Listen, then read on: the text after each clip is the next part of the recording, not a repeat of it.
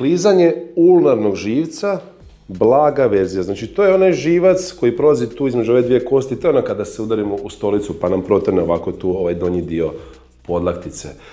Blaga verzija klizanja izgleda ovako. Dakle, stanemo uspravno, ruku stavimo ovdje, ovu ruku stavimo ovako sa strane.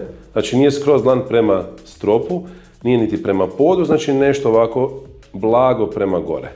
I povučemo sada obavezno dlan prema laktu. Tu bi već trebali osjetiti nekakvo blago zatezanje. Ako to osjetite, odlično. Idemo sad ovo.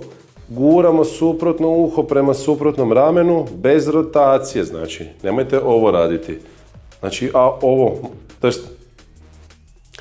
ovo radite. Kao da ste nekakav lutak, znači ovo. Bez rotacije, probajte naučiti taj pokret.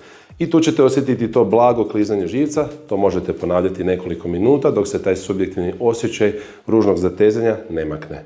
Ovu vježbu ponovite 3 puta na dan slobodno kako bi prokorili živac. Za još ovakvog sadržaja obavezno lajkaj ovaj video, komentiraj trnci i poslati ću ti besplatnu knjigu Zašto vam trnu ruke.